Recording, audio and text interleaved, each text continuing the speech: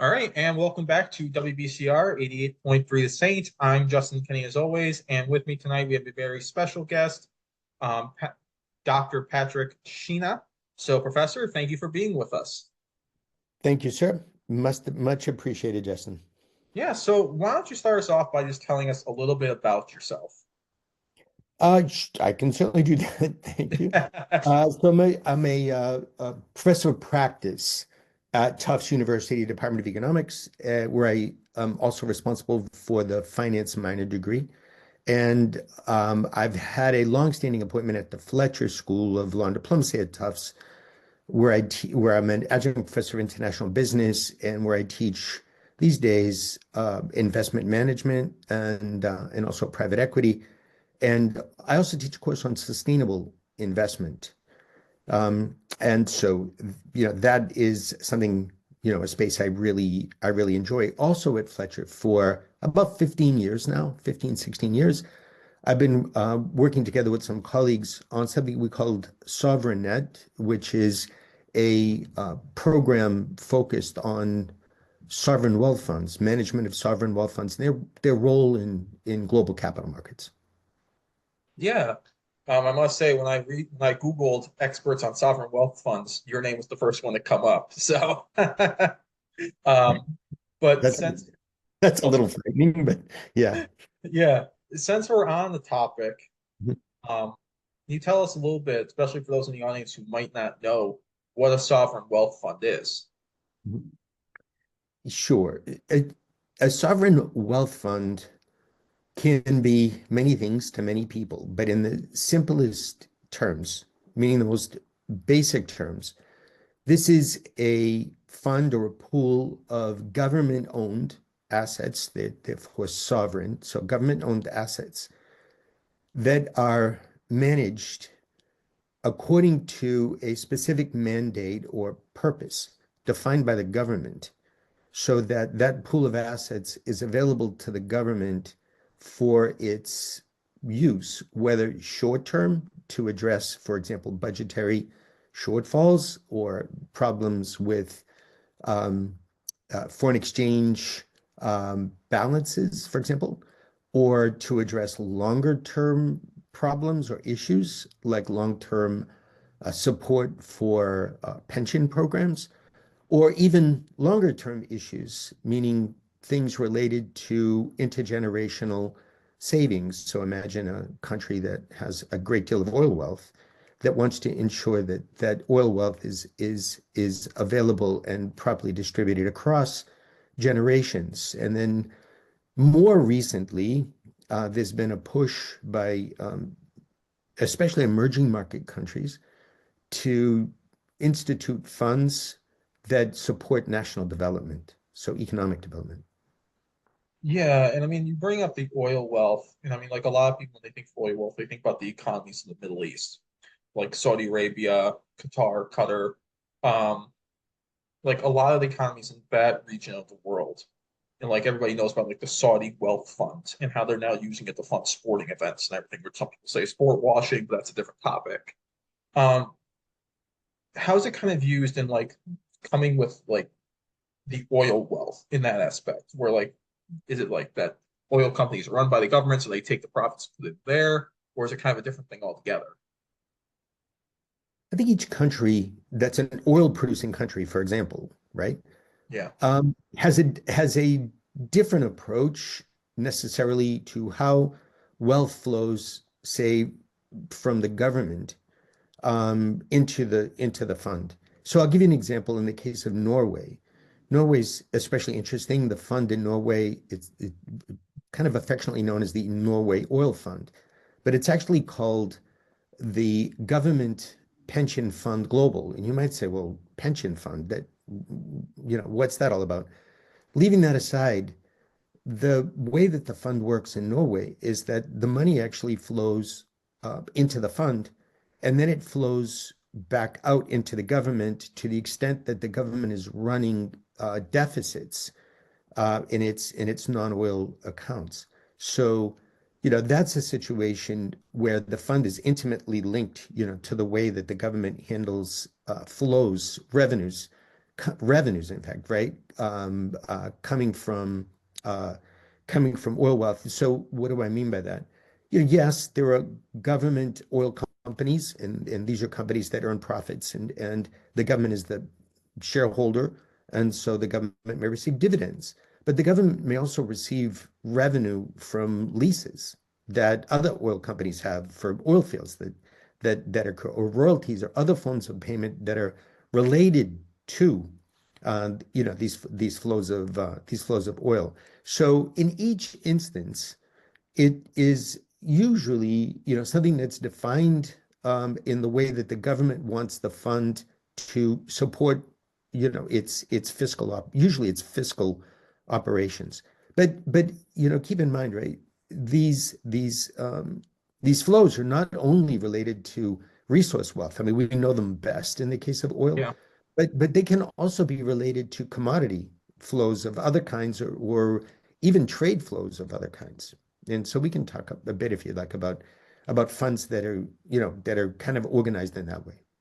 Yeah, I mean, there's a lot of different things that these can come from. I mean, like I know there are certain ones within the United States that come from many different things. Like I know the two examples that come to my mind are Texas and Alaska, Mhm. kind of both coming from oil, but I know oil is not the only thing that these type of funds can come from. Yeah, that's right. So, I mean, most people know Alaska. Alaska is quite large. The fund in Alaska, it's called the Alaska Permanent Fund. It's quite large. And those are flows, yeah, certainly that come from oil, in particular hydrocarbons, unquestionably. But there were funds, for example, in Wyoming, where mineral wealth of different kinds necessarily would represent, or revenues associated with mineral wealth could flow into a fund as surplus savings. Or you think, for example, also in New Mexico. And keep in mind, gas is, or revenues associated with gas and gas flows could also be, part of this. But imagine Chile. So Chile is a major producer of copper. And so you have, in that case, a different type of commodity flow that necessarily would capitalize some of these funds. But, imagine too, though, a situation like some time ago in either Korea or China, where there were massive um, accumulations of foreign exchange reserves as simply as a function of trading with Yeah. the US, right? And so, if you think about the Chinese situation, for example, that was a case where you had this, just a huge accumulation of foreign exchange reserves that were not efficiently managed because it was so large that mostly they were buying US Treasury securities. And so, they said, well, perhaps there's a way for us to earn a higher return on at least a portion of those securities. And so they created their sovereign wealth fund, the China Investment Corp, in order to generate higher returns, basically on foreign exchange earnings. Yeah. Because I've heard in the past about numerous countries holding reserves of foreign currency, whether it be US currency, the pound, the euro. Generally, the stronger currencies in the world, like the ones like the top five as provided by, is it the IMF or the World Bank? Um, Well, at least in terms of what are called hard currencies, right? I mean, currencies that can yeah, trade. Usually, the US dollar still maintains a sort of a dominant position. It constitutes about 60% of global foreign exchange reserves. But other currencies, for example, the pound sterling certainly is the case. The euro certainly the case. The Swiss franc, certainly the case. There have been some other countries who have been coming on where governments have decided they want to hold also those currencies, the Australian dollar, for example, and also the Chinese renminbi. It still is a relatively small percentage of global holdings, yeah. but it's increased on a proportional scale pretty rapidly, say over the last 10 to 15 years. But proportionately to the others, it still remains very small. Does BRICS play a role in that with the rise of it's not large, but China's starting to creep up on that. Yeah, so there was certainly interest among the BRICS countries to to try to liberate themselves to some degree from the dollar. And this was especially true because of concerns about the imposition of sanctions, particularly, on Russia related to Ukraine. But it became apparent, I think, to many countries that the U.S. could maintain a certain degree of influence, right, over trading practices and even investment as a function of the U.S. continuing control or influence over the U.S. dollar. That most commentators would probably argue that there's likely little threat to the dollar, at least in the near term. The Yeah, U.S., though, I think still has to be very cautious and respectful, I think, of the role it has in the international trading system because of the role that the dollar plays. yeah, And we're getting a little bit of a threat. We're getting evidence, I should say, right, these days of concerns, more recently because of the instability of policy in the US and yeah, and and a curious weakening in the dollar over these last probably 6 to 8 weeks. yeah. Yeah, I mean, like another thing I've also seen too, you mentioned like the weakening of the dollar policy wise, is also the United States has been kind of devalued, not fully, but partially credit wise. Like I see some of the credit rating agencies too, also putting the United States down a peg. Um, it's kind of I'm kind of fascinated to see how that works out the next few years too, and how like you point out the weakening of the dollar as well with it. Yeah, the I think there's a certain connection between these things, and I think largely, um, I think the credit issue is in some respects a reflection of concern Yeah, that first of all, we don't know what will become of the tariffs, if they'll be substantially rolled back. If not, we don't know if they will produce an inflationary effect that's likely to lead to a recession in the US. So there are concerns about potential economic weakness. We don't know. And the other thing that we certainly don't know is what the implications will be of the president's recent, focus on legislation that will lead to tax cuts, but concerns too about the deficit actually widening instead of contracting, as was sort of originally indicated. And so I think those two things, mostly the uncertainty associated with them, I think has caused some of the major credit rating agencies to become a bit concerned about, uh, in effect, the U.S. credit standing.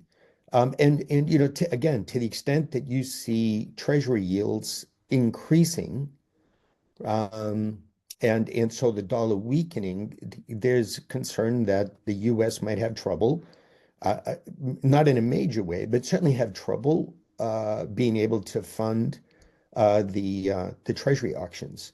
And so again, I view these more as canaries in the coal mine. I mean, again, things that we should be paying attention to and be sensitive to.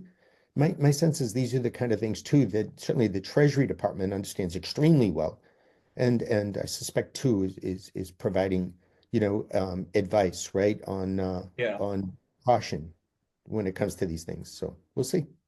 yeah. I mean, it was kind of I thought it was strange to see just the tax. I mean, I wasn't surprised to see the tax cuts come so fast, especially after putting all this effort into Doge to kind of like shrink government, I guess. But I mean, a lot of people kind of want like, oh, I want the budget balanced, I want my taxes cut, but I don't want any of the major programs cut at the same time. And it's kind of the American voter psychology that's kind of weird about America in some ways. What we're talking about clearly, right, are Yeah, complex fiscal policies. So I'll I'll I'll bring you back to a sovereign wealth fund perspective on this. In Alaska, yeah, in good times, right? Meaning in good times, well, for Alaskans, good times means that oil prices are high. And when oil prices are high, that means that the state is generating a lot of oil-based revenue, and that money will flow into the fund. The Alaska Permanent Fund, in an interesting way, withdrawals are not permitted from the fund, and so in good times, right, money will flow in, but in bad times, right, there has to be, certainly a concern about um, how to manage the state's fiscal balance when oil revenues decline. Now, you're probably aware of this, that Alaska, there are very few state level taxes in Alaska. Yeah. And the other thing about the fund that many people know is that the fund actually has traditionally paid a dividend. So when there's a surplus, the fund or the state will pay a dividend to each Alaskan. I believe this is still true, above the age of 1 year. And Huh. and those annual payments or dividends, I mean, they can be substantial if if you have a large family, even a small family. I mean, they could amount to several hundreds of dollars or even, 1,000 or even perhaps more per person, right? Above the age of 1 year. Yeah. But again, and if you're in a situation where you have prolonged period of modest or lower oil prices, and again, thinking of the situation we're currently in, and the possibility that you would have declining oil prices more for structural reasons going forward, then that presents enormous fiscal problems for the state, right? Because obviously people want the dividend. They don't want to give that up, but they don't want to raise taxes. They don't want to give that up, right? But yet the state still has to provide all of the services, including social services, right? That it has to. Yeah. So, I mean, welcome to, fiscal policy, frankly, anywhere, right? Yeah. It's funny because like you bring up the dividend to each citizen. Actually, like The Simpsons actually did that in the Simpsons movie. I don't know if you've seen the Simpsons movie. He I goes have, off. I'm sorry, go ahead. Oh yeah, where they run off to Alaska, and the minute they reach the Alaskan border, it's like here's $1,000, and he's just like, why? It's Yeah. like we allow the oil companies to do it, and so we give you $1,000. Um, but another state I can think of that does something similar, it's not with oil, is Delaware. Now, mostly it's because like every company is basically, even though they're not physically there, paperwork wise, they're based there. They pay fees, so then it goes down. Like certain things, like I believe sales tax or something like that is either non-existent or very low in Delaware. I may be Um, wrong.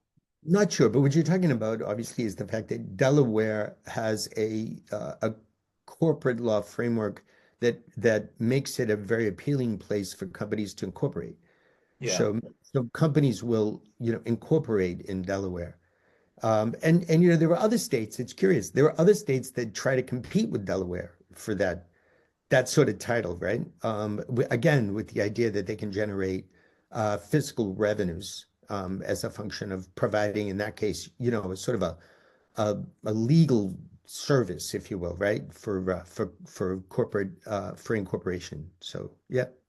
yeah, and like you bring up like there's multiple different variations of them, and I know that like we brought up the fact of like oil prices, and oil prices can go up, they can go down. They're very hard to pin down sometimes.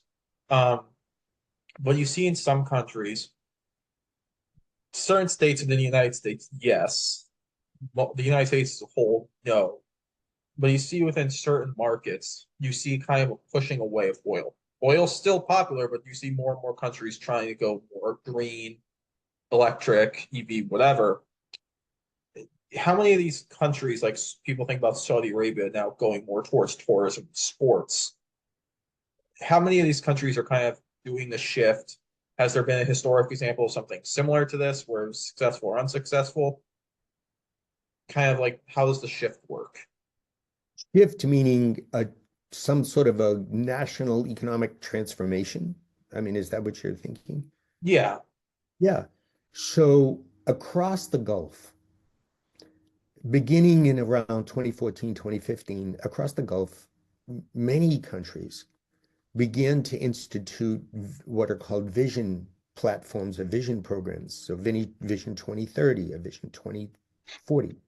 The Saudis certainly did that, and actually it was that sort of focus on the Vision 2030 that really allowed for the PAF to reemerge and become the foundation, for that policy.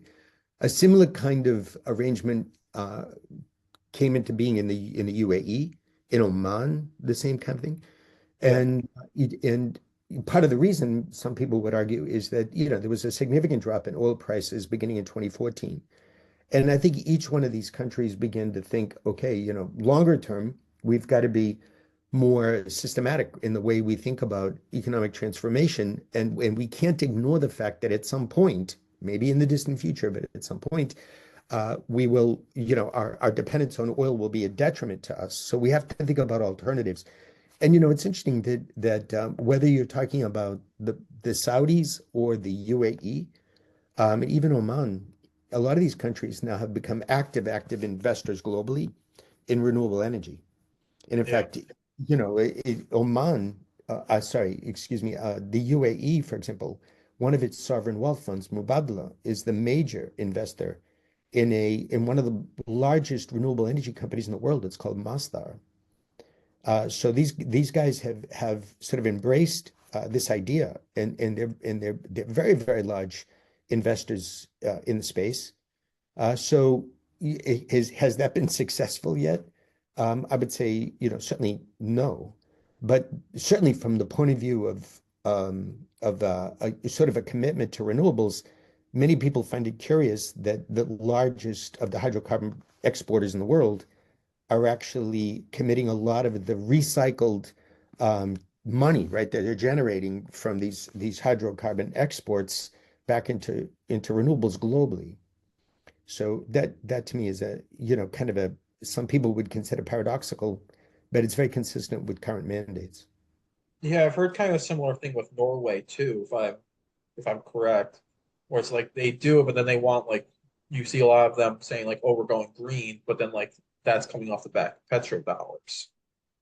Yeah, so Norway's fund is peculiar in this sense. By the way, it'll be probably approaching $2 trillion soon. Oh, Um, and that those assets by legislation are required to be managed for the most part in public markets. And so 70% of the assets of that fund are invested in global equities. And so that means that Norway or the fund is one of the largest investors across the globe in publicly traded equity securities. So think about it, 70% of, say, let's round it just to be, keep it simple, of $2 trillion. That's a massive amount of money. The yeah, balance is invested in fixed income, but a portion of that fixed income bonds, perhaps about 5%, is invested in only that small portion of about 5% is invested in hard assets in the form of real estate, but more recently these days, renewable infrastructure or sustainable infrastructure. So that perhaps is perhaps what you were referring to is yeah, that, Norway is now taking some of those assets and they're saying, okay, we're going to invest globally in sustainable infra. It's logically, if you're a universal, meaning you invest in everything, long term, Norway is certainly a long-term investor. Those are the kinds of investments conceivably, if we do see this transformation and this energy transformation globally, those assets could perform very nicely over the next 10, 15, 20 years. So they're also sound, many people would consider them sound.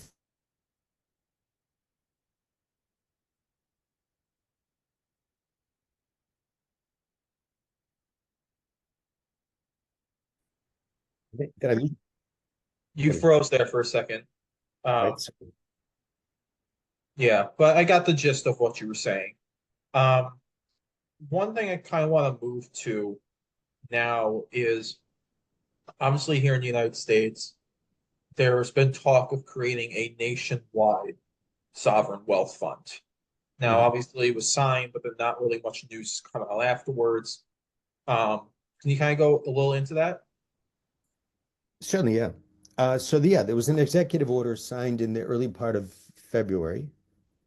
And there was I think, a joint task force that included both the Treasury Department and the Commerce Department, perhaps others, um, whose task was within 2 months' time, so by the beginning of, presumably sometime around the beginning of May, to come up with a plan. There was no obligation to make that publicly available, but to come up with a plan for the administration that would put in place a U.S. sovereign wealth fund. There was not a lot of guidance given as to what its mandate would be, where the money would come from, how it would invest. I think the plan was intended to identify, right, Yeah, potential answers to those questions. So you're right. The first week of May has come and gone. We're now probably 5 weeks anyway, beyond that. And we've really not seen much publicly. We've not seen much else on it. My understanding is that certainly that the effort was well underway for that planning to take place. I suspect it continues, and perhaps there have been reports to administration. We just haven't seen anything publicly announced.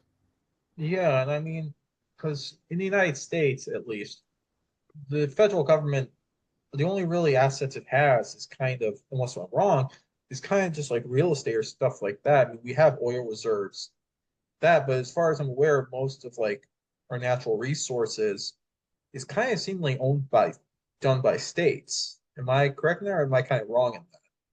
Yeah, no, no. I mean, I think, for example, I mean, to the extent, for example, the state of Alaska, the state of New Mexico, or any state, Wyoming, is generating revenue from natural resources, then clearly those are Yeah, things under the control of the state.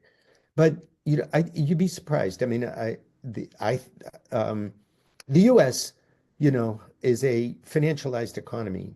We have a lot of financial assets, right? yeah, And I think the U.S. government also has a lot in the way of financial assets.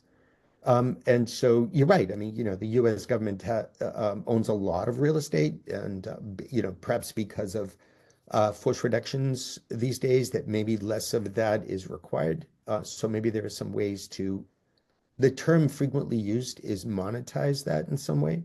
yeah, Uh, but the U.S. government also has resource revenues or flows also. So there's certainly there are other forms of flows that potentially could be monetized. The U.S. government has vast holdings of gold, though I think the Treasury Secretary has dismissed or at least de-emphasized trying to monetize the gold assets in any practical way. The U- yeah, it, but in terms of financial assets, the U.S. also has as assets, the Treasury Department, for example, it has vast holdings of student loans.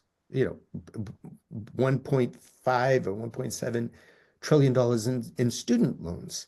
And also holdings, for example, represented by government-linked corporations like Fannie Mae and Freddie Mac. So the U.S. government does certainly have a balance sheet, and it does have, some interesting assets on that balance sheet. The challenge is, how do you take what is already an existing asset or a flow, like some sort of a revenue stream, like yeah, tariff streams, for example, and how to use them to create or build or capitalize a sovereign wealth fund? Therein lies, the challenge, and in doing that in a way that would allow you to realize that pool of capital sooner rather than later, with no, with no prejudice to timing, but sooner rather than later. And secondly, without disrupting markets, whether you're talking about markets in the US or markets outside of the US. Those are massive challenges to me. Those are not simply addressed in a very short order. And so the task of whoever is trying to create this plan is to me, it's monumental. I mean, it's going to be it'll be difficult to do it properly. Yeah, I mean, I think a lot of people tend to forget that the United States has such a giant gold reserve, especially now that we don't have the gold standard anymore on the dollar, especially because not many people are inside Fort Knox um, to see it every day. But with this, I mean, like if we do a national kind of sovereign wealth fund, what are kind of the pros and cons for something like this on like a national level? Would it reach down to like every citizen like you and me? Would it impact how states do things? What would kind of be the benefits and the cons of it? Well, and I guess we would each have our own view of what we would want to see come out of a sovereign wealth fund, right? Yeah.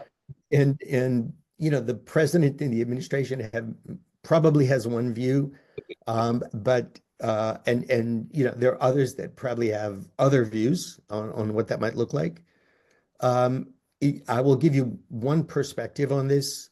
One perspective would be that you would create a fund that would be used or could be used as a strategic investment fund, not unlike the way that the Saudis are using the public investment fund to invest in strategic sectors in the local economy that have long-term impacts on national competitiveness. Um, for me, that involves things like, very challenging long-term issues and problems, not least energy transition, and addressing some of the bigger problems these days that involve private capital trying to invest for long-term um, uh, long-term strategies to address again some of the problems related to, say, commercializing difficult to commercialize technologies. That only requires patient capital, large pools of capital, and continuing investment in order to get from the lab, for example, to get to the market.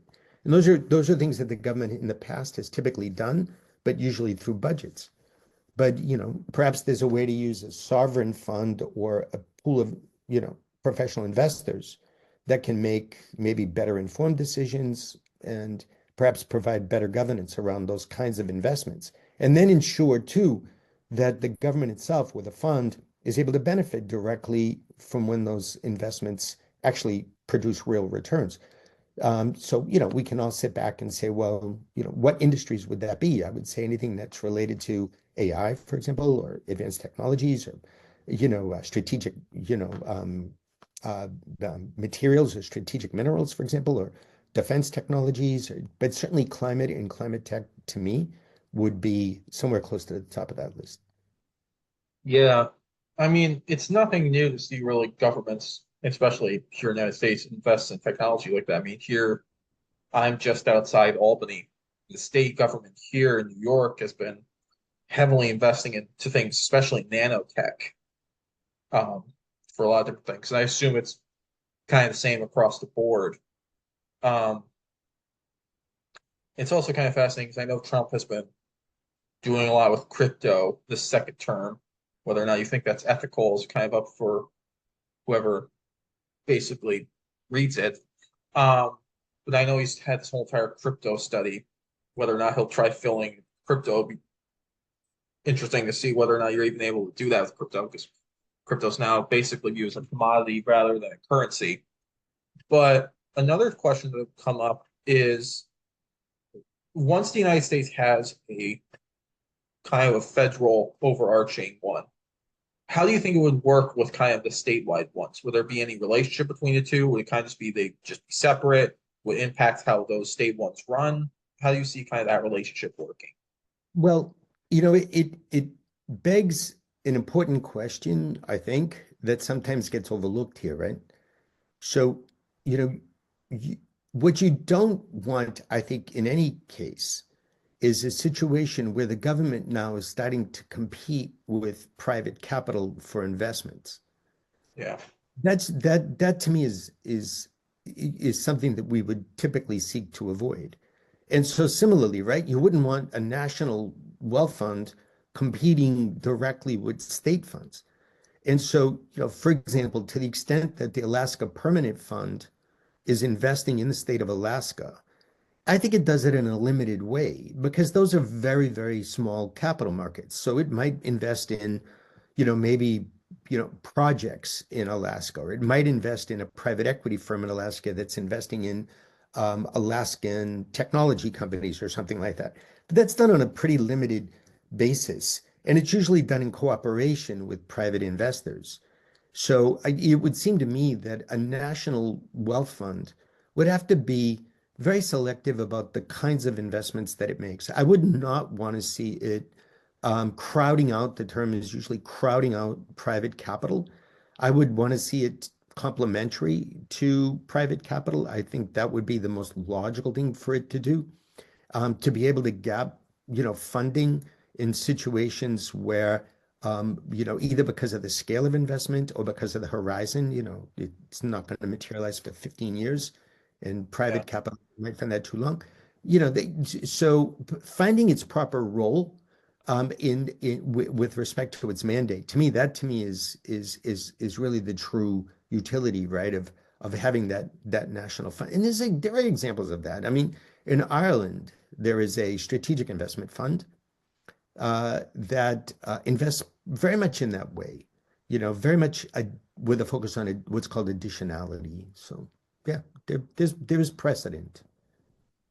Yeah, and I mean, like obviously a precedent for that, but is there also kind of an example, like because the United States were very, as a nation, not states, we're very early in this process of starting one. Obviously, it's been a few months.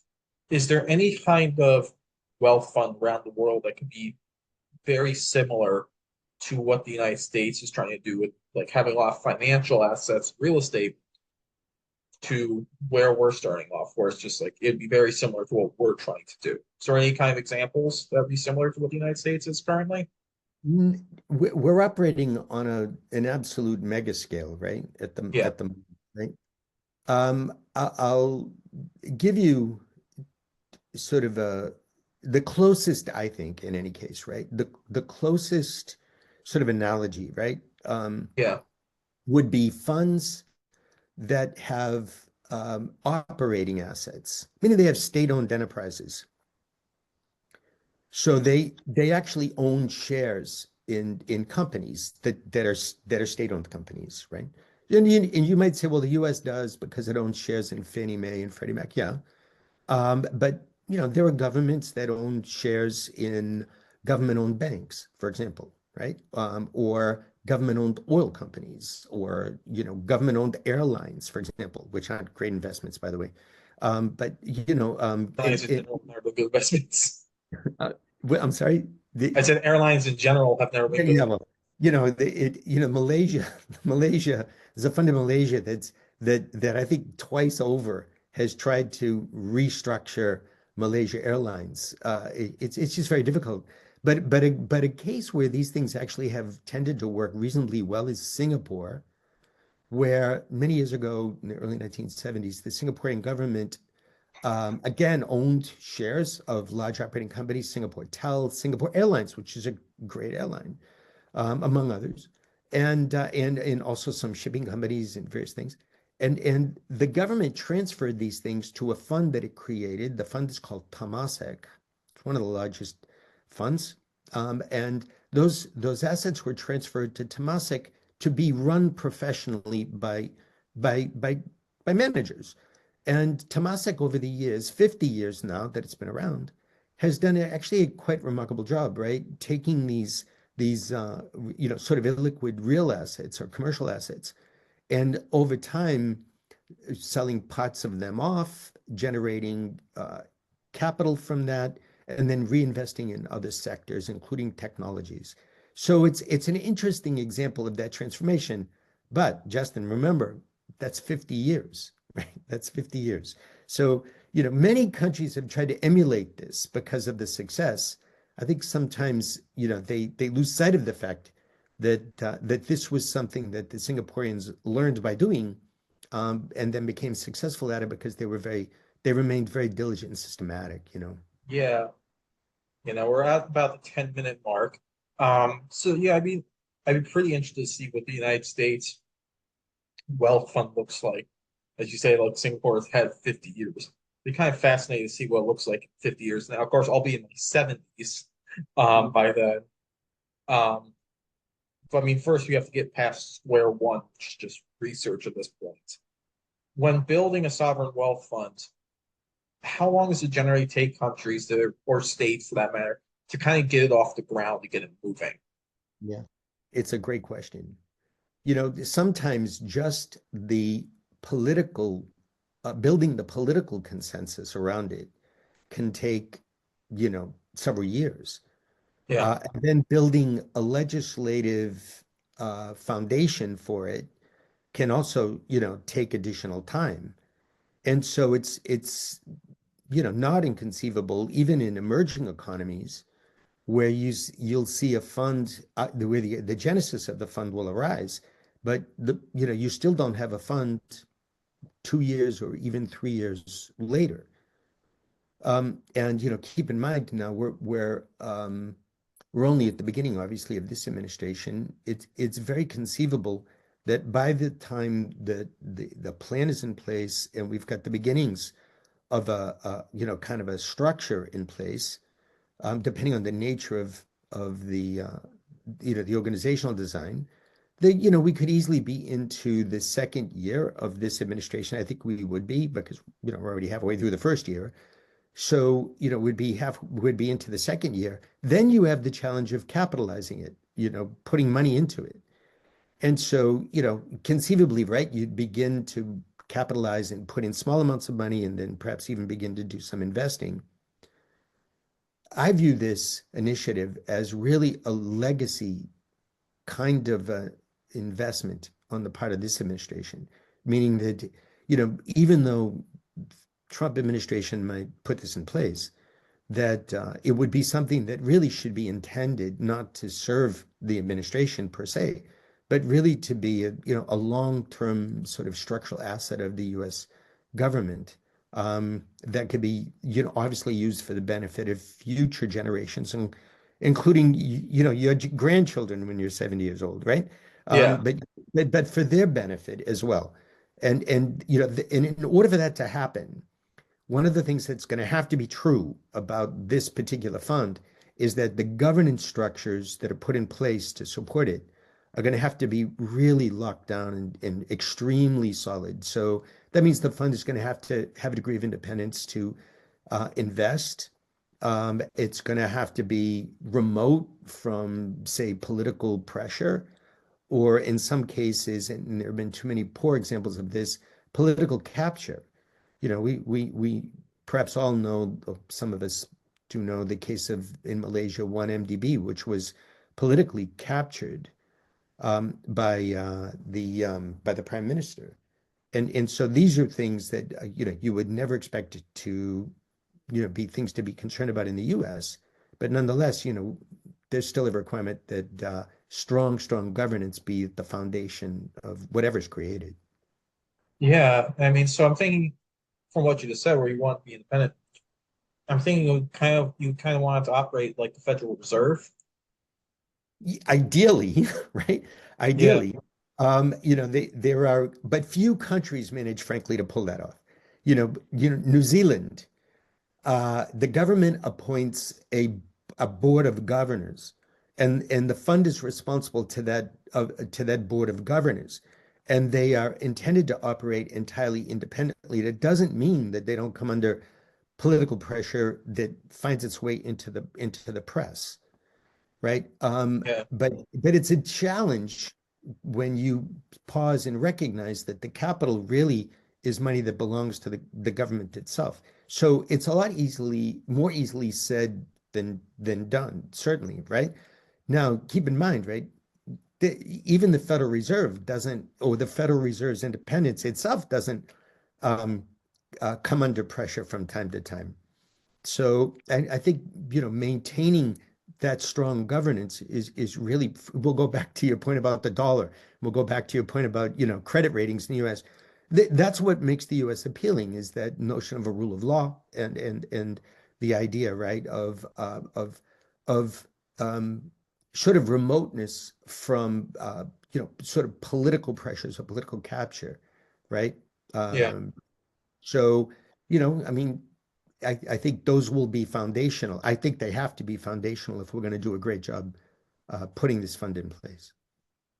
Yeah. I mean, we have a few minutes left, but I can kind of see it acting similar to like there are already some roles in the United States government that's supposed to be insular from political pressure.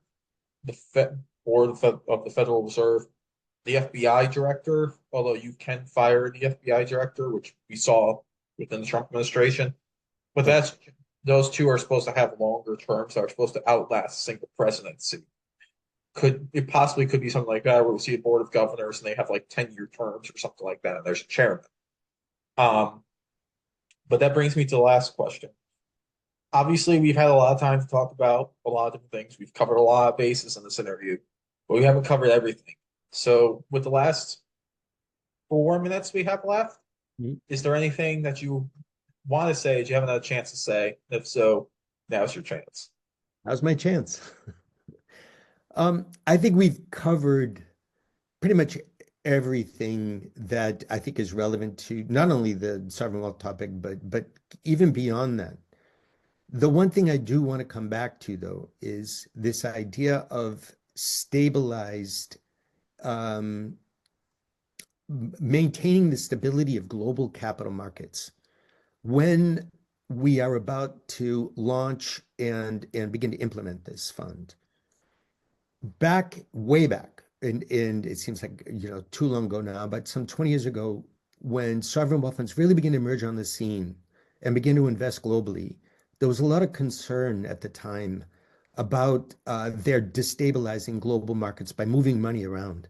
And it was U.S. Treasury Department that really began to focus on that issue and really brought many of these funds together for the first time to put in place a governance framework to make sure that the global trading and importantly, the global investment system was maintained stability.